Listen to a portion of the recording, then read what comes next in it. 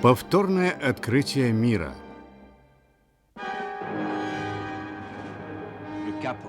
Мыс Горн – самое опасное место для мореплавателей.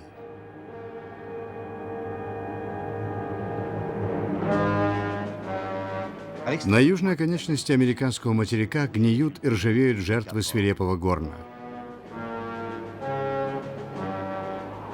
А самые невезучие мореплаватели, огибая мыс Горн, исчезли бесследно. В леденящем мире Крайнего Юга неистовые ураганы поглотили тысячи моряков.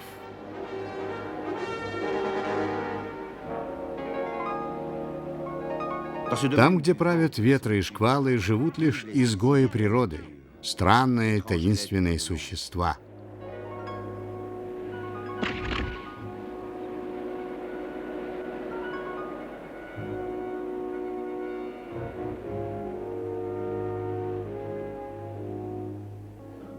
Сейчас команда Кусто проникнет во владение, обычно скрытые от моряков, сражающихся с Горном, и увидит невероятную красоту, сказочную роскошь. Такого зрелища трудно ожидать, созерцая буйство стихии наверху.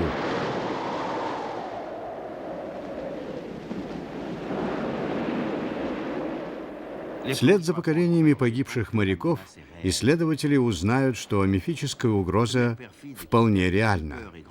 Коварные воды, сгубившие немало клиперов и парусников, теперь обрушились на турбопарусное судно Кусто Алкиона и едва не потопили его. Так начинается новое открытие мыса Горн. Вызов ветрам на поверхности, разгадка тайн жизни под водой в самом опасном месте планеты.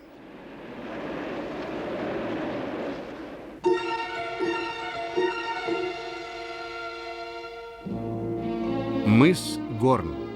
Воды ветра. Продюсеры Жан-Мишель Кусто и Мосс Ричардс.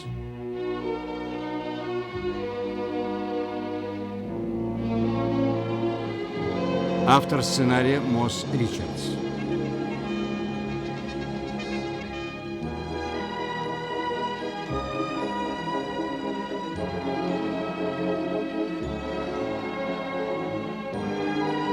Композитор и дирижер Джон Скотт. Фильм Жака Ива Кусто и Жана Мишеля Кусто. 15 декабря. Судно Алкиона стоит близ южного побережья Аргентины. Здесь под руководством Жана Мишеля Кусто проводятся испытания новых непромокаемых костюмов для холодной воды. Специальное оборудование защитит ныряльщиков от холода, ведь незащищенный человек при такой температуре воды и минуты не выдержит. Вот и первая возможность проверить, какие живые существа населяют ледяное море Дальнего Юга.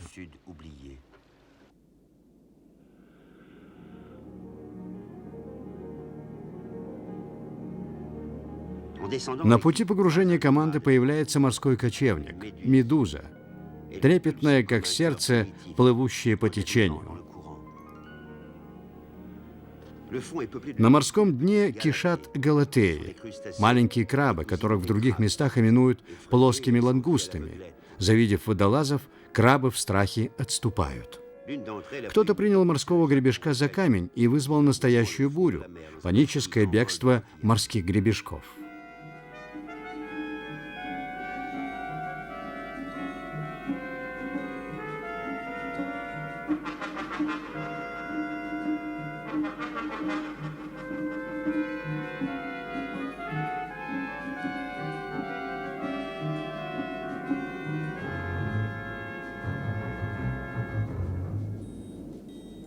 На дне подводные существа дерутся за место, словно сварливые соседи.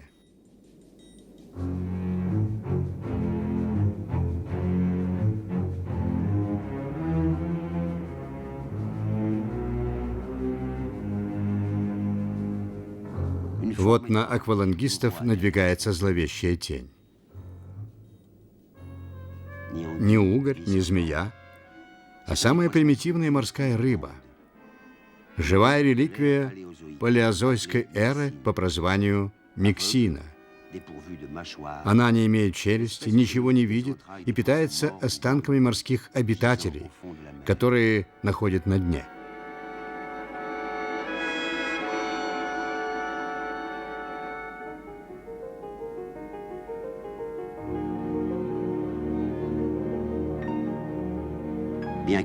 Замаскированный под цвет дна морской ёрш смотрит на незнакомца, вторгшегося в его ледяное царство, но его беспокоит не столько сам чужак, сколько поднятые им пузырьки. Бегут дни. Команда внимательно считывает данные компьютера и других приборов Алкионы. Корабль должен пройти последние испытания всей турбопарусной системы, конструкции, механизмов, людей.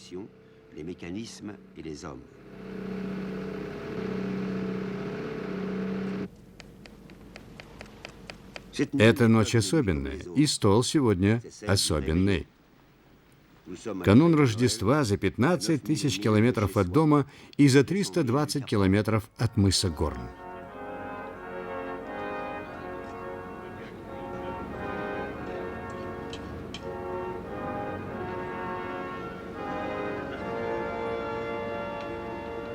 Вечер проходит в теплом дружеском кругу. Звучат тосты за тех, кто далеко, и за грядущую удачу. Первую неделю января Алкиона уже бороздит холодные воды огненной земли. Начинается ледовая вахта. Судно приблизилось к царству колоссальных горных ледников, к так называемым фьордам Анд.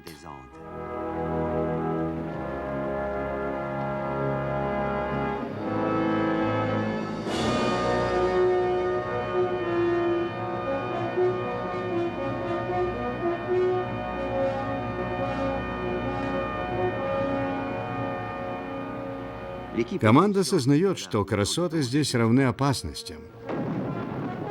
Волны, порожденные непредсказуемыми изменениями среди ледников, в прошлом нередко захлестывали суденышки естествоиспытателей. Глава экспедиции Доминик Сумиан и его спутник Анж Легаль отправляются в Зодиаке на разведку.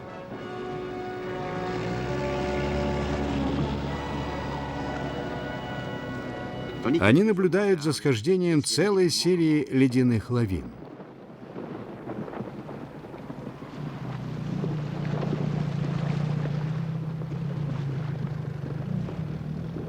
Внезапно ухо уловило новый звук. Прямо перед ними обрушивается громада льда размером с 10-этажный дом.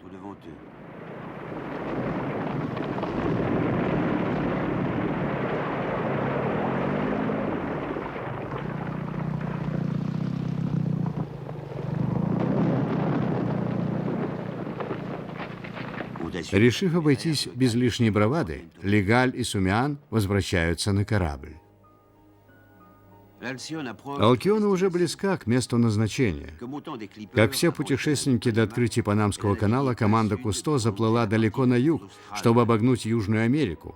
Когда-то это был единственный путь, связывающий Атлантический и Тихий океаны. Навигационные карты показывают на архипелаг у самой южной точки. Последний в этой цепи — голый клочок земли, остров Горн.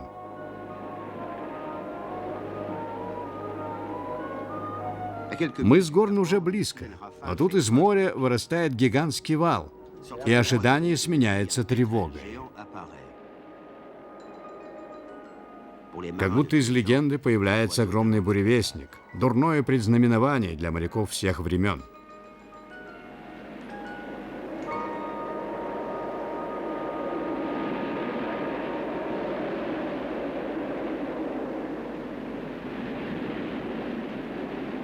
Прибор фиксирует скорость ветра — 50 узлов.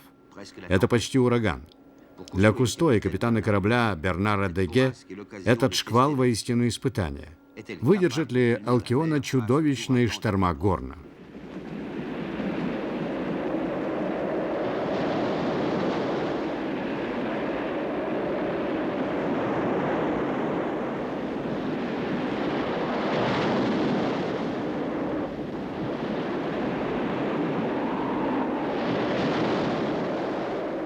Алкиону изрядно потрепало, и все же она выстояла в штормовом море. Впереди возникает залитый солнцем сказочный мыс.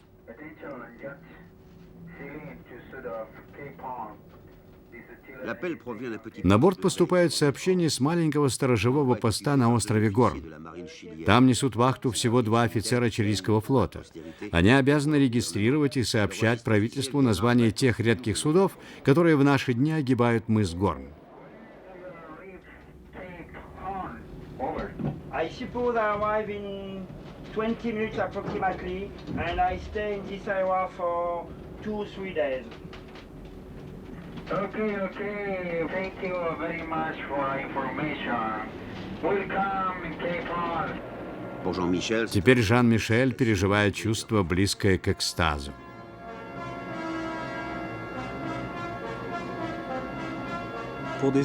Для людей, которые, как мы, влюблены в море, каменный лик Горна не столько гора, сколько указатель в могилу. Мы благоговейно проплываем мимо этого скалистого погоста.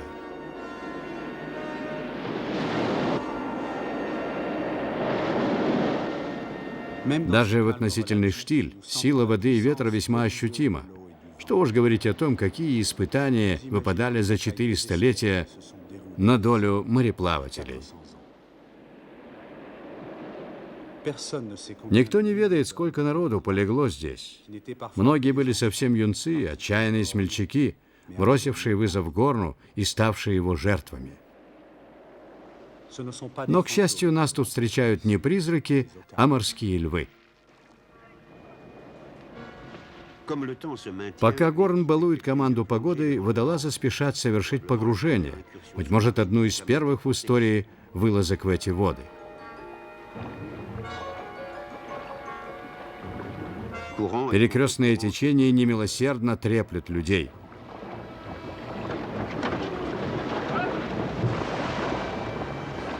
Двое оседлали мощные скутеры, решив, что по этим непокорным морям лучше ездить, чем плавать. Таким образом, Франсуа Серрано и Клей Уилкокс первыми огибают мыс Горн на электрическом самокате.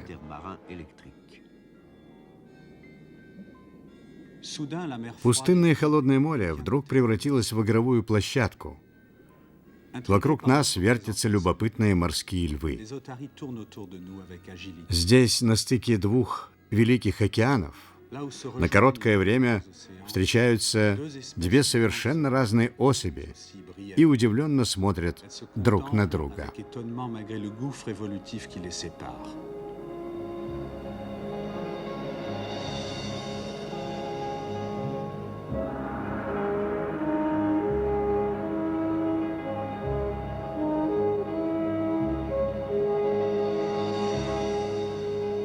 Я поднимаюсь, чтобы сориентироваться, и вижу вдали маяк мыса Горн.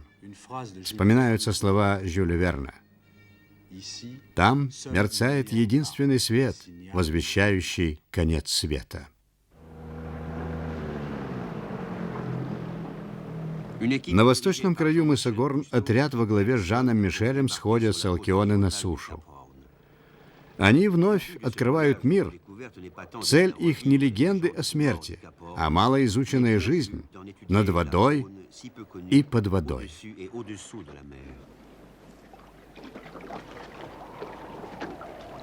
Пока Алкиона обследует линию берега, сухопутный отряд будет изучать остров. Первым делом надо подняться на сам Горн. Здесь команда находится ближе, чем где бы то ни было к Антарктике, на последнем гребне горной цепи Анд, который круто обрывается в море. Прежде моряки поднимались на этот склон не ради обследования, а ради спасения.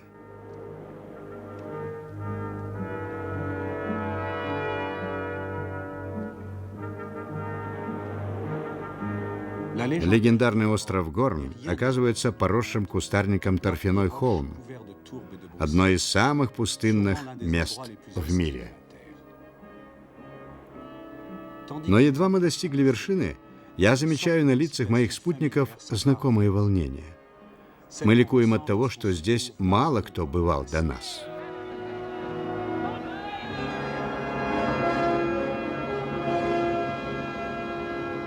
Но вот подходит наше маленькое судно с новостями, которые сразу омрачают нашу радость. На Алкиону поступила радиограмма о том, что час назад взорвался космический корабль «Челленджер». От этого известия сжимается сердце, а нам, смотрящим в лицо смерти, подобно множеству древних мореплавателей, оно кажется трагической иронией. Ведь современный исследовательский корабль «Челленджер» погиб при попытке проникнуть в чуждые враждебные пределы. Как моряки на маленьких каравеллах, его пилоты отправились туда, где побывали до них лишь немногие, чтобы увидеть редкостную красоту далеких, неведомых пространств. Путешественники, погибшие здесь, не могли сообщить о себе. С течением лет их близкие просто теряли надежду. Сегодня же, на другом краю света, мы всего лишь через час уже скорбим об утрате «Челленджера».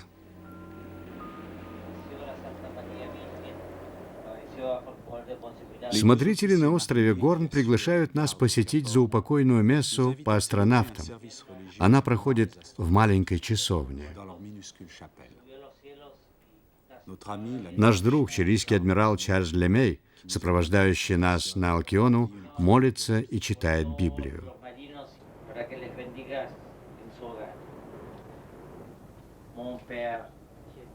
Потрясенные французы, американцы, чилийцы припоминают заученные с детства молитвы по усопшим.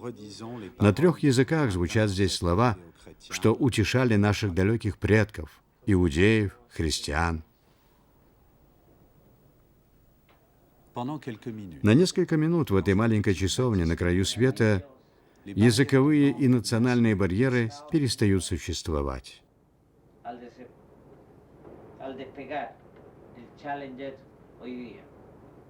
Все мы люди, простые смертные, и потому в сердце своем носим общие радости и печали.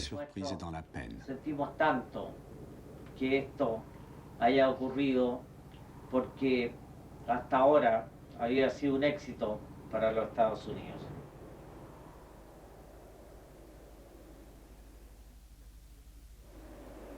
В тот же день мы ныряем с борта Алкионы, чтобы обследовать густые водоросли на морском дне. Но мысль о 7 погибших астронавтах не покидает нас. Мы ощущаем свою особую связь с испытателями, как и мы, сознававшими, что на пути в неведомое есть доля риска. Они смотрели в необозримое воздушное пространство. Мы скользим по безбрежному морю.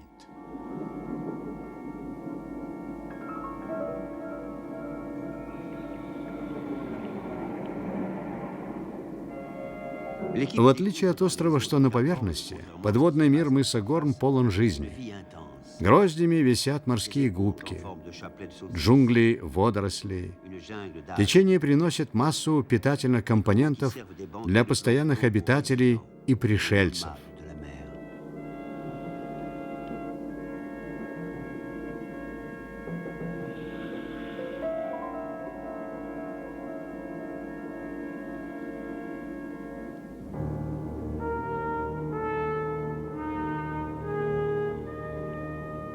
Привлеченная этими вкусными течениями, стая галатурий превратила бурые водоросли в многоквартирные дома.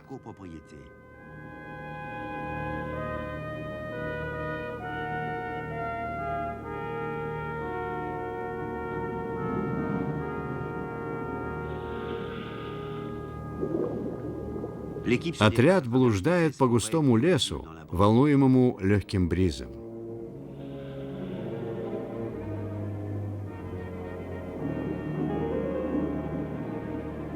Этот лес одновременно и питомник для холоднокровных, и охотничий заповедник.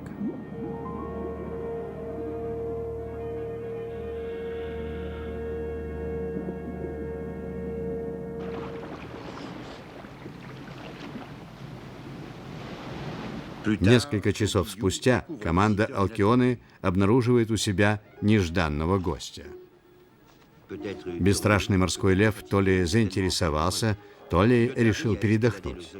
Так или иначе, он разгуливает по зодиаку с таким видом, будто хочет спросить, не нужен ли экспедиции опытный ныряльщик.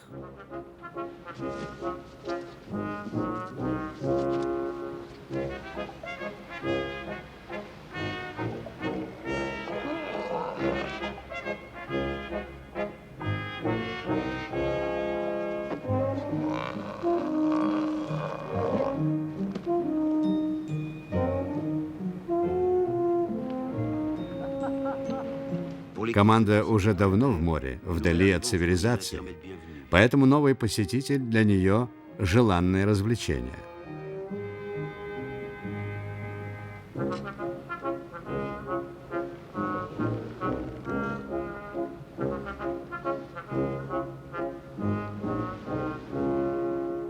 Какое-то время морской красавец позирует перед камерами, однако его как будто не слишком вдохновляет присутствие публики и неуклюжее оборудование зодиака.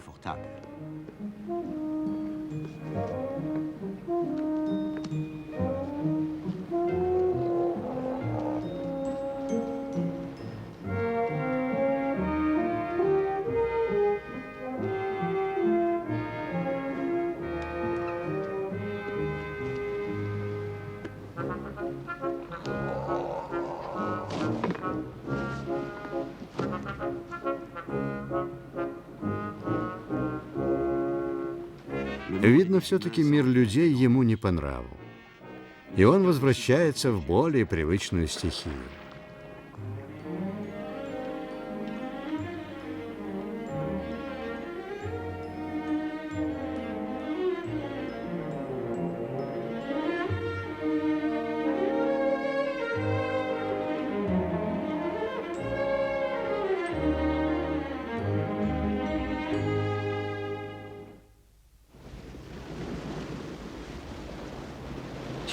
По морям, которые когда-то бороздили деревянные парусники, плывет алюминиевая Алкиона, продолжая открывать мыс Горн.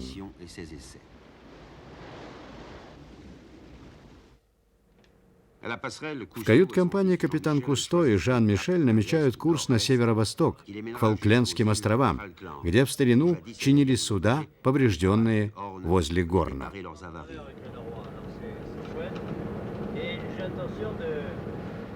Они решили пристать к маленькому острову Бошен, самому отдаленному из Фолклендских островов. Там, говорят, рай не для моряков, а для птиц.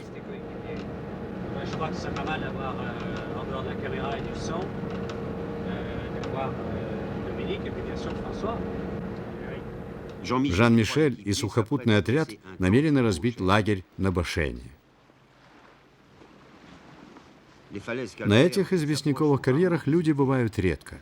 Правительство Фолклендов объявило Бошен естественным заповедником и запрещает всем, кроме ученых, ну и, конечно, Алкионы, приставать к здешним берегам. Прибытие Алкиона совпадает с возвращением на сушу пингвинов-скалолазов. Они пробираются по острым скалам и спутанным водорослям. Жизнь у пингвина не сладкая.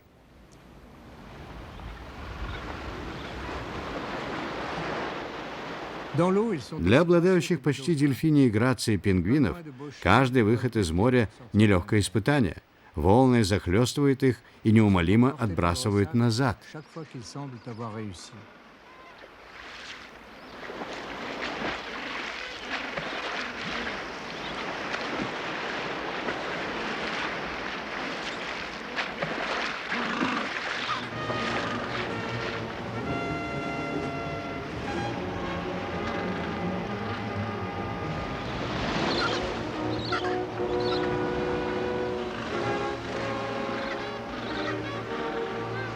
Скалолазы оправдывают свое прозвище. Они самые ловкие из всего пингвиньего семейства, зато и самые низкорослые, не выше 70 сантиметров. Каждую весну они выплывают из моря размножаться, увеличивать и без того наиболее многочисленную в мире колонию. Но где они пропадают остальные полгода, никому не известно.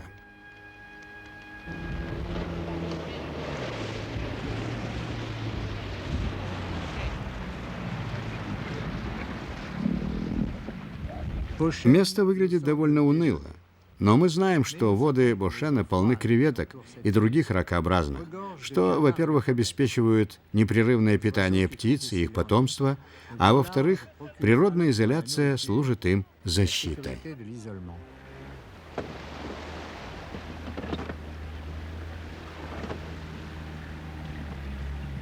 При виде чужаков наблюдатели не заставляют себя ждать. Пингвины чересчур любопытны, оттого и оказываются порой слишком легкой мишенью. Сегодня, как и прежде, в этих северных водах их десятками тысяч забивают на мясо и пингвиний жир. Но они умиляют даже своих убийц. «Стоят, вытянувшись», — писал один моряк, — «словно дети в белых передничках».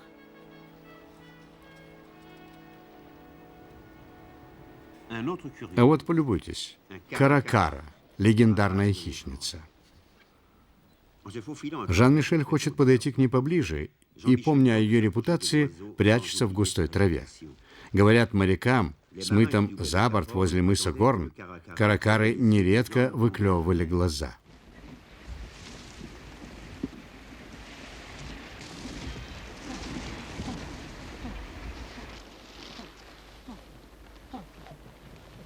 На острове эти соколиные братья гнездятся на высоких скалах, и если увидят внизу яйцо, камнем кидаются на него с кручи.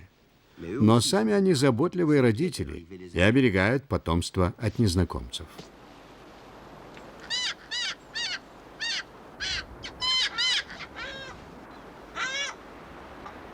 Если хочешь взглянуть на птенца каракары, не упускай из виду мать.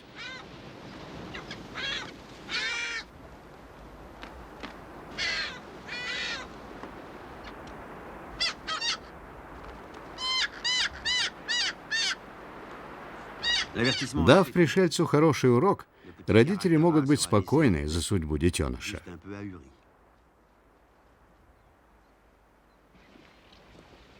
В сопровождении новых друзей Жан-Мишель наблюдает феноменальную птичью ассамблею. Пингвины, альбатросы, кормораны. Все птичье население сбилось в кучу, захватившую остров почти целиком.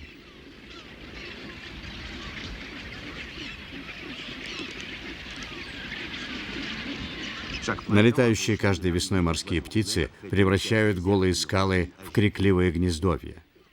Вот маленькие альбатросы сидят на краю гнезд, слепленных родителями из грязи. Скалолазы пользуются этими холмиками в качестве защиты от ветра.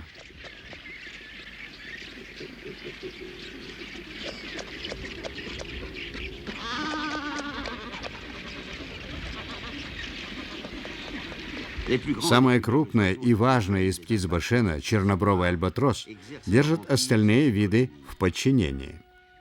Чтобы парить на воздушных течениях, альбатрос выполняет довольно сложные маневры крыльями, размах которых достигает 2,5 метров.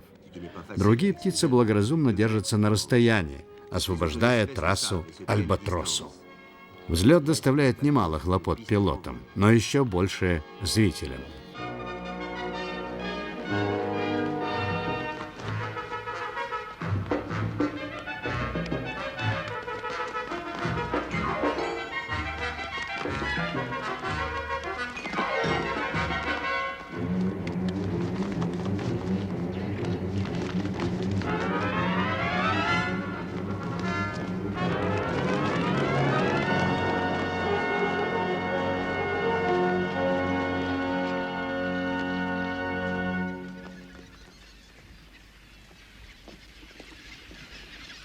На другом краю острова мы замечаем застывшую в ожидании каракару. Внизу в расщелину скалы угодил альбатрос и никак не может выбраться. Не будь нас, птица наверняка бы погибла. Si nous n'étions pas ici, l'oiseau serait condamné.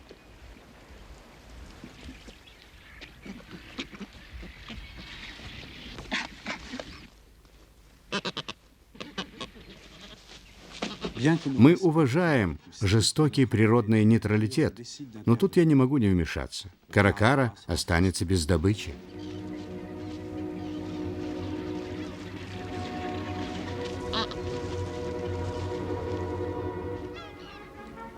Интересно, из каких краев залетело сюда это прекрасное создание? Быть может, из Северной Атлантики или Западной Африки? Альбатросы живут по 50 лет. Они вечные скитальцы. В год покрывают расстояние в 1000 миль. Но этот король облаков, как называл альбатроса поэт, едва не нашел свою гибель в каменной темнице. Из благодарности или просто из любопытства он принимает дружбу восхищенного незнакомца.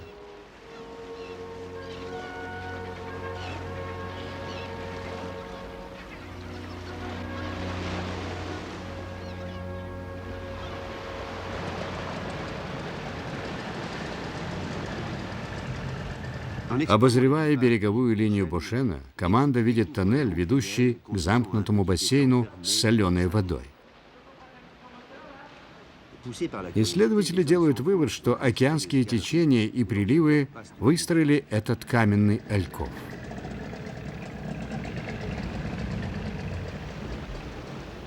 Однако они совсем не готовы к волшебному спектаклю, вихрю стремительных эфирных созданий.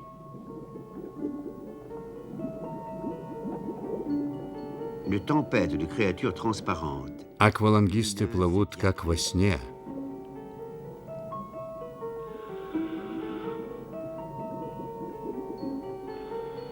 Среди хрупкого планктона, моллюсков, медуз, которые находят пищу в благословенных океанических течениях.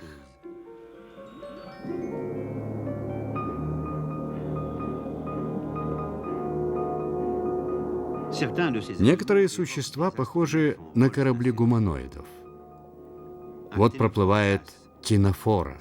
Ее радужная бахрома озаряет космическую ночь.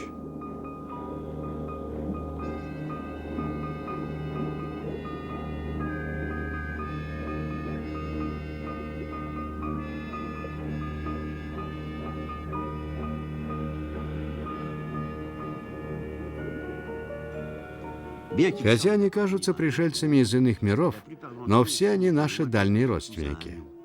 Тела, составленные из молекул воды, когда-то под воздействием внешних факторов превратились в жесткий костяк млекопитающих.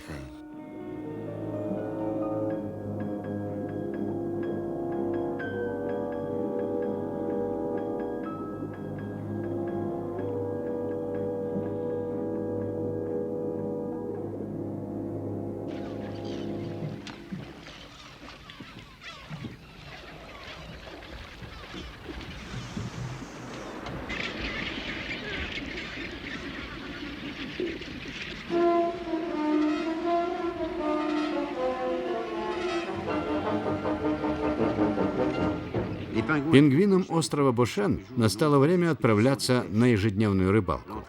Входить в море так же неудобно, как выходить из него. Тропинка ведет по скользким скалам, покрытым водорослями. Зато в воде их крылья превратятся в ласты, а ноги послужат рулем.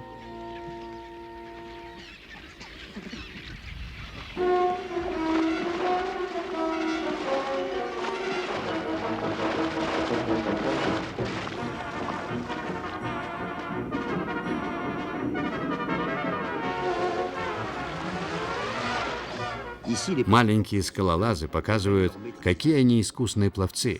Рассекают воду с реактивной скоростью настоящих морских обитателей, будто летят по воде.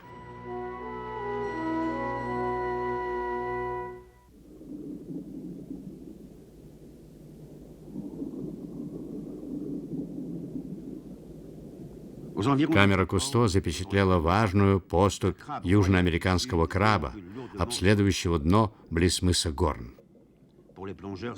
Аквалангисты заняты тем же самым, дотошным обследованием глубин и знакомством с морскими диковинами. Наверху команда наблюдает за рыбаками, вытаскивающими ценный улов. А еще собирают данные, опрашивают людей, пишут сценарий будущего фильма. День прошел как обычно, но, следуя за маленьким крабом, капитан Деге обнаружил причины для беспокойства. Донный рельеф не отмечен ни на одной карте. Внезапно на сонаре появляется вспышка, потом экран гаснет, зато снизу раздается дикий скрежет.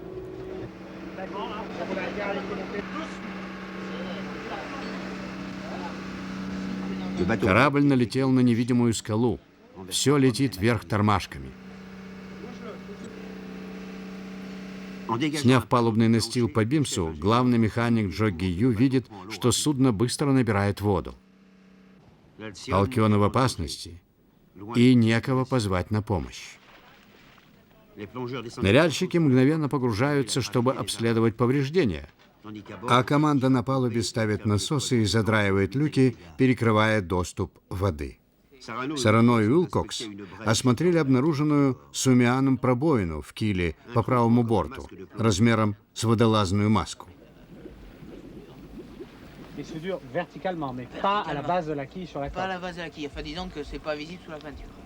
Во время столкновения пострадал также датчик эхолокатора.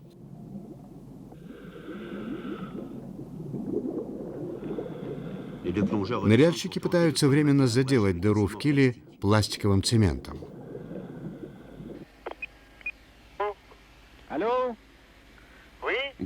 По аварийной телефонной связи корабля передается чрезвычайное сообщение прямо в Париж капитану Кусто, которого дела вынудили на время покинуть экспедицию.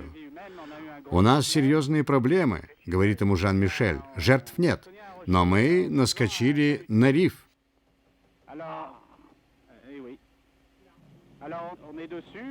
Пока благодаря насосам держимся на плаву, но нужна срочная подмога.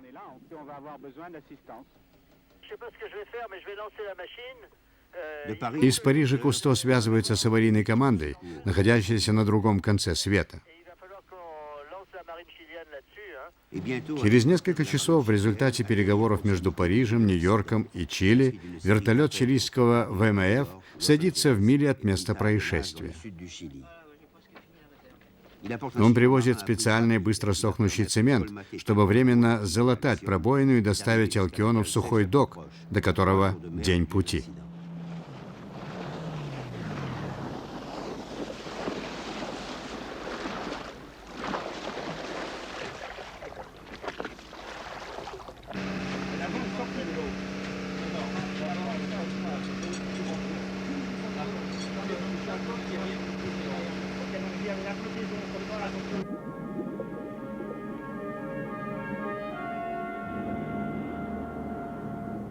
Пока цемент не застыл, Уилкокс решает сплавать к скале, едва не сгубившей драгоценное судно, и находит в трещинах среди водорослей сувениры, куски краски, обломки покореженного алюминия.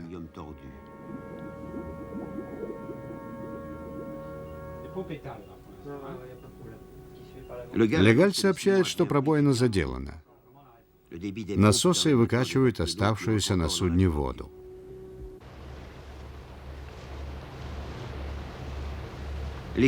Корабль теперь берет курс на север, в доки Пунта-Ареноса, для основательного ремонта.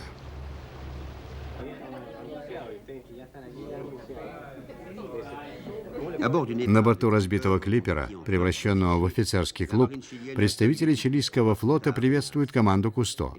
Всем не терпится услышать о вояже Алкионы.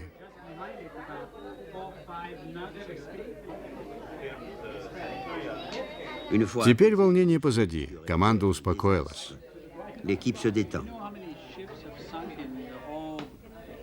Но поскольку исследователи всегда интересовали затонувшие корабли, они строят планы последнего погружения.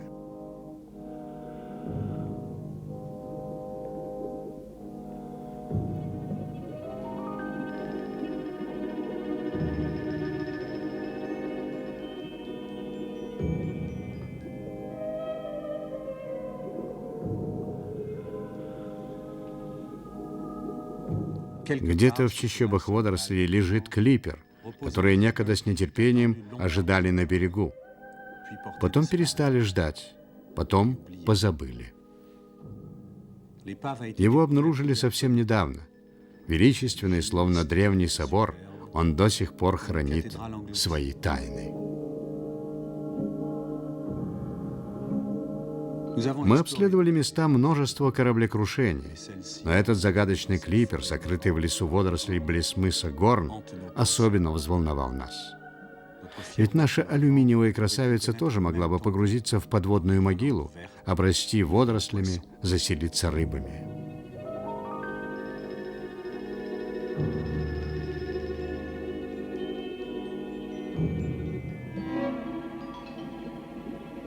Моряки былых времен не располагали нашей техникой и вступали в схватку с Горном один на один. На их судах не было ни радио, ни телефона, ни спутниковой связи с ближайшей спасательной станцией.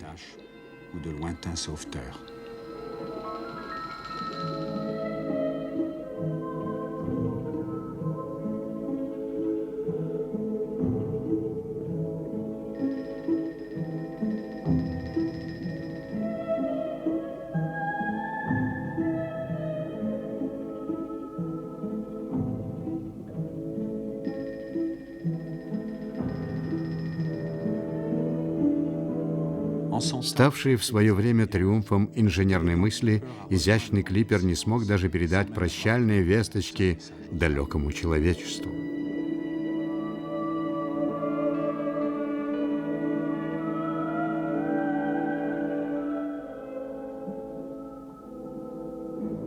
Одиночество было уделом моряков, и они принимали его как часть избранной судьбы.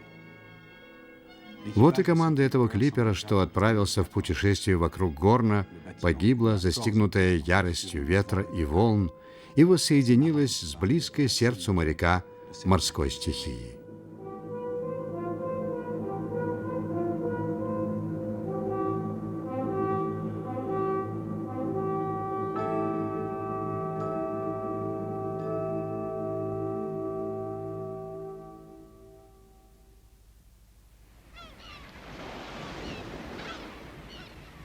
Перед тем, как покинуть Южную Атлантику, Жан-Мишель замечает среди скал острова Бошен тревожный сигнал.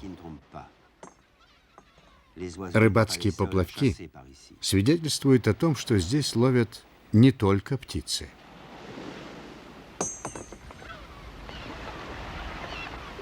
Морские птицы перелетают сюда по южным широтам в поисках добычи, что взрастит их потомство.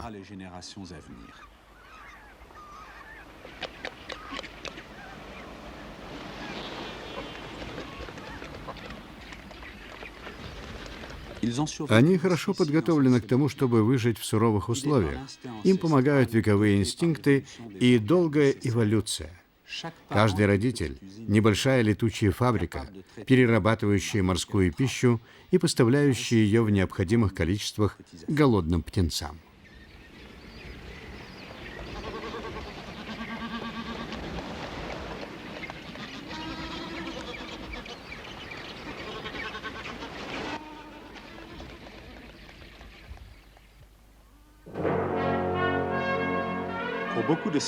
Для большинства этих охотников богатое белками мясо кальмаров является благословенным даром морей южного полушария.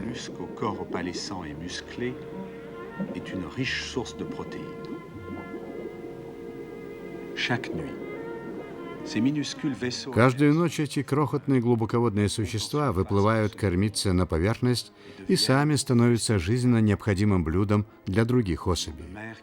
Для морского льва, что посетил наш зодиак, для величавого альбатроса, для птенцов, жалобно раскрывающих клювики.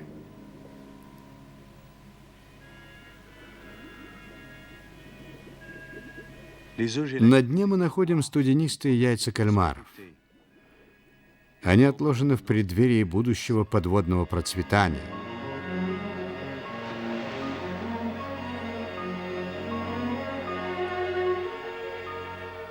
Однако морскому изобилию угрожает опасность сверху. Этой ночью мы становимся свидетелями душераздирающей сцены. Благосостояние морских львов и морских птиц поставило под угрозу флотилии из 150 судов разных стран. Одно такое судно может за минуту выловить тонну кальмаров. Возможно, природе нечем будет их заменить. Мы покидаем эти опасные воды, благословляя технику, что спасла нам жизнь. Но не можем не тревожиться, видя, как на горизонте сгущаются тучи и нависают над богатейшей фауной здешних мест. Операторы Луи Преслен и Джек Маккенни. Фильм озвучен студией «Инес» по заказу «Союз Видео».